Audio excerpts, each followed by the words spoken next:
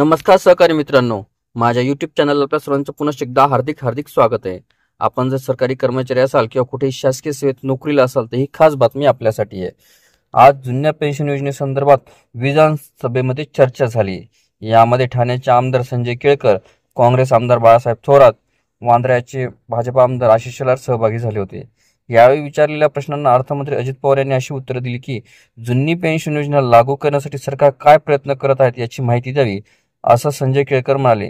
शासन मान्यता अनुदान प्राप्त ज्या संस्था आहेत त्यांना 100% अनुदान दिलं जातं, त्यास अनुदानित संस्था असं संबोधलं जातं, असा निकाल उच्च न्यायालयाने दिलेला आहे। संघटना सुप्रीम कोर्टात गेलेल्या आहेत। हे प्रकरण न्यायप्रविष्ट आहे। संघटनांनी अपील केलेलं आहे। सुप्रीम कोर्टात जो निकाल लागेल तो याचिकाकर्त्यांना ऐकावा लागेल आणि सरकारलाही ऐकावं लागेल, असं अजित पवार म्हणाले। त्यावेळेस बाळासाहेब थोरात म्हणाले की अनुदानतेचा एक वेगळा विषय असू शकतो।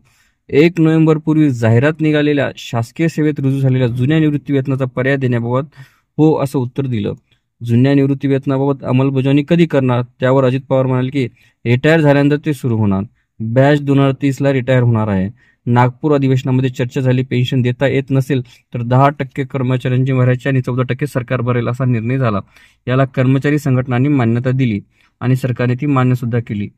आता प्रश्न राहिला तो जिल्हा परिषदांचा। त्यांचा प्रस्ताव अर्थ विभागाकडे आलेला आहे।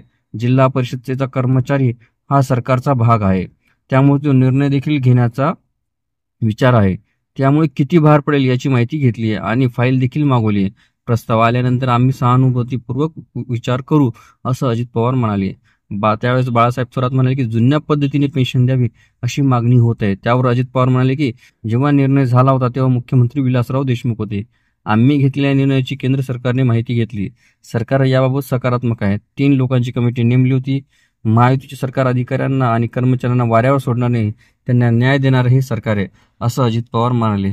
चला, अशाच नवनवीन अपडेटसाठी चॅनलला निश्चितच सबस्क्राईब करा। लवकरच आपण पुढच्या व्हिडिओमध्ये भेटूया। तोपर्यंत नमस्कार।